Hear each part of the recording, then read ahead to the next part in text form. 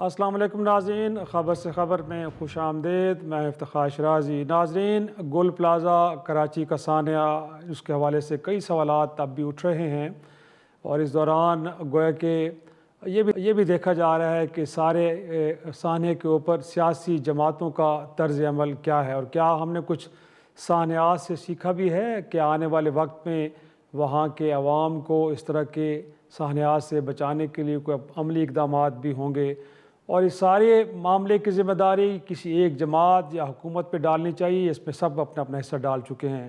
लेकिन इससे पहले मैं ज़िक्र करूँगा आज ह्यूमन राइट्स एक्टिविस्ट ईमान मज़ारी साहिबा और उनके शौहर हादी अली चट्ठा कि जिनको पेका एक्ट के तहत सोशल मीडिया पर रियासत मुखालिफ गोया के ट्वीट्स और साथ में कलदम तंजीमों का बयानिया फैलाने के जुर्म में 17 बरस की सज़ा सुनाई गई है।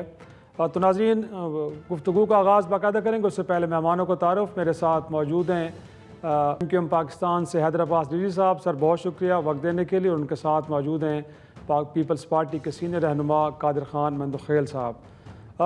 हैदर भाई, गुफ्तगू का आगाज़ आप ही से करते हैं। ये जो सानिया हुआ है इनफैक्ट, अब इसको लेके क्या पीपल्स पार्टी और उसकी सूबाई हुकूमत को ज़िम्मेदार ठहराया जाए या ओवर द ईयर्स इसमें जो भी ख़राबियाँ हुई हैं कराची में उसमें सब ने बराबर हिस्सा डाला है? क्योंकि कहा जा रहा है कि जी जब लीज़ दी जा रही थी तो उस वक्त जमात इस्लामी के मेयर थे, जब इसको रेगुलराइज़ किया जा रहा था तो उस वक्त फारूक सत्तार भाई MQM के मेयर थे।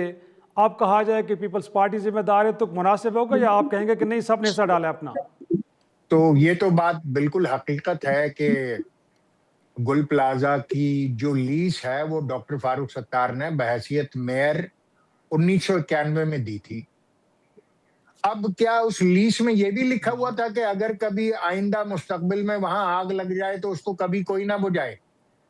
कोई इमारत बनती है तो उसकी लीज तो दी जाती है, तो लीज देने में क्या कबात है? हाँ, अगर लीज देने में कोई कानूनी सकम हो, कोई नुक्ता रह गया हो, कोई ऐसी चीज हो जो उस लीज को गैर कानूनी बना दे, तो फारूक सत्तार साहब को बिल्कुल जवाबदेह होना पड़ेगा। मगर लीज देना तो किसी इमारत को कोई जुर्म नहीं है। ये तो हो गई पहली बात। दूसरी बात मैं आपकी खिदमत में ये अर्ज करना चाहता हूं कि किसी भी हादसे या सानहे के 3 स्टेप्स में काम होता है। पहला स्टेप है रेस्क्यू, दूसरा स्टेप है रिलीफ और तीसरा स्टेप है रिहैबिलिटेशन। अब अगर हम रेस्क्यू को देख लें तो हम ये देखते हैं कि 3 दिन तक 72 घंटे मुसलसल आग लगती रही और उस पर काबू नहीं पाया जा सका। यहां तक कि वो इमारत जल के भस्म हो गई, कोई एक दुकान बचाई नहीं जा सकी, उसका सामान बचाया नहीं जा सका और लगभग 200 अफराद उसमें जलकर खाक हो गए। तो इसका मतलब ये हुआ कि ये रेस्क्यू एफर्ट्स नाकाम हो गई। अब रेस्क्यू एफर्ट्स क्यों नाकाम हुई? बावजूद इसके के अभी ये कहा जाएगा कि जी पहला फायर टेंडर 15 मिनट में आ गया था, दूसरा आधा घंटे में आ गया था। यही क्लेम है ना गवर्नमेंट का। अच्छा, आ गया था, फिर उसने किया क्या? क्या आग बुझ गई? क्या लोग बच गए? क्या मालो असबाब बच गया? क्या इमारत बच गई? क्या बचा? नहीं बचा वहां पर राख के ढेर के अलावा। और 3 दिन की एफर्ट्स कामयाब नहीं हुई। क्यों नहीं हुई? क्या फायर टेंडर्स और फायर फाइटर्स इक्विप्ड नहीं थे? क्या उनके पास केमिकल नहीं था आग बुझाने वाला? क्या उनके पास ब्रीदिंग मास्क नहीं थे? क्या आग से बचने वाले आलात और आग से बचाने वाला लिबास और जूते नहीं थे? क्या कटर्स नहीं थे? क्या दरवाजों को काटने वाले कटर्स नहीं थे? ये कुछ भी नहीं था। फायर फाइटर्स को निहत्ते आग में झोंक दिया गया था, जिसकी वजह से एक फायर फाइटर शहीद हुआ और कई जख्मी हुए। कौन सा फायर फाइटर दुनिया में ऐसा होता है जो खुद को पहले नहीं बचाता? مگر اس کو بچانے کے کوئی آلات نہیں دیے گئے تھے. تو اب اگر یہ مجرمانہ غفلت تصور کر لیا جائے اس بات کو حکومت سندھ کی اور کراچی کی انتظامیہ کی کہ یہ ایک مجرمانہ غفلت ہے، اس سے پہلے لگنے والی آگوں پر چاہے وہ آر جے پلازا ہو چاہے عائشہ منزل ہو اس طرح کے سوالات نہیں اٹھے. مگر اب لگ بھگ 200 لوگ جل کے راکھ ہو گئے ہیں اور ابھی تک 83 ایسے ہیں جن کی شناخت نہیں ہے. وہ شناخت تو دینی پڑے گی جناب آپ کو ریلیف پر. تو اور کیسے کہا جائے گا کہ اس بہت بڑی سنگین مجرمانہ غفلت کا الزام حکومت سندھ اور کراچی کی انتظامیہ بشمول میئر اس کے سر پر ہے. صحیح پوائنٹ ٹیکن. بالکل نہ صرف شناخت دینی پڑے گی بلکہ یقینی طور پہ جواب بھی دینا پڑے گا. قادر خان مندوخیل صاحب انفیکٹ حیدر صاحب کو سنا انہوں نے کہا کہ لیز دینا کوئی جرم تو نہیں ہے، اگر اس کے اندر کوئی وائلیشنز ہے تو لوگوں کو پکڑیں آپ. بٹ اس کے بعد جتنی وائلیشنز ہوئی ہیں اس بلڈنگ کے اندر کوئی سیفٹی کے لیے کوئی انتظامات نہیں تھے، کوئی اس کے علاوہ ایگزٹ کے راستے نہیں تھے، یا اوور دا ایئرز جو وائلیشنز ہوئی ہیں. آج آپ نے ایک ایف آئی آر درج کی وہ بھی نامعلوم افراد کے خلاف. تو سر ادارے بیٹھے ہیں جو ان چیزوں کو چیک کرتے ہیں کہ جہاں پہ وائلیشنز ہو رہی ہیں تو براہ راست تو وہ ذمہ دار ہیں.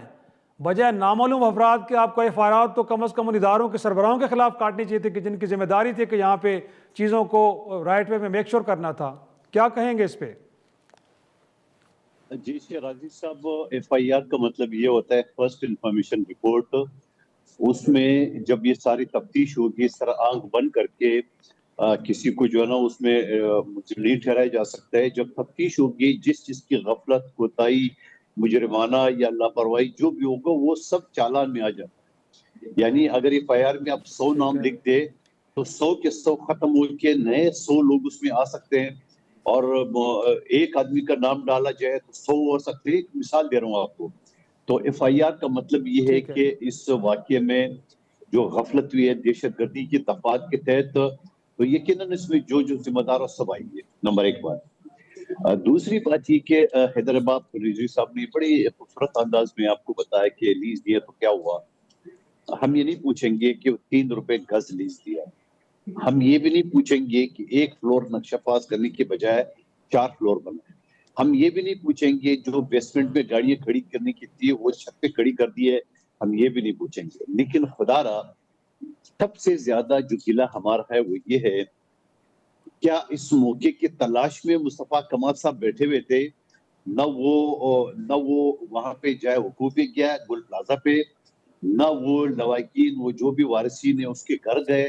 کسی کے زخموں پہ مرہم ڈالنے کی بجائے وہ پریس کانفرنس ڈال دیے. پیپلز پارٹی ذمہ دار ہے.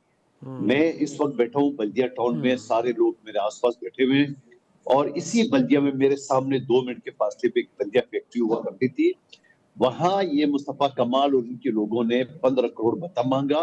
نہ دینے کی صورت میں مالکات تو گرفت نہیں آ سکے. مزدوروں کو 259 مزدوروں کو تالے لگا کے زنجیروں سے فیکٹری کو آگ لگایا اور کسی کو آنے بھی نہیں دے رہے. یہ میں الزام ہی لگا رہا ہوں. اس کے بعد مصطفیٰ کمال صاحب نے پریس کانفرنس جاری کہ اگر بلوچستان میں دہشت گردوں کو رہائی ہو سکتی ہے تو ہمارے لوگوں کو بھی ہو سکتی ہے. اور ہمارے لوگ کون ہے؟ جو لوگ بولا شولا وہ سزا ہو چکی ہے، وہ اپنے جو سب سے زیادہ بڑے مجرم جو کراچی کمیٹی کی ان کا صدر تھا حماد صدیقی، جو اس وقت بھی اشتہاری اس کیس میں اور رپوش ہے اور اس وقت بھی دبئی میں بیٹھے. اس کے لیے مصطفیٰ کمال صاحب پریس کانفرنس کرے کہ بھائی بلوچستان کے لوگوں کو کر سکتے ہیں اس کو. اس بات سے ساری باتوں کو ایک طرف کر لیں. پھر جا کے ہائیبریڈ نظام کے جو خود کہتا ہے میں پیداوار ہوں، خواجہ آصف پاکستان کا وزیر دفاع، ایسے شخص کو تو چوکیدار کسی اسکول کا نہ لگا لے. ناظرین پروگرام میں لیتے ایک چھوٹا سا بریک، واپس آئیں گے گفتگو کے سلسلے کو آگے بڑھائیں.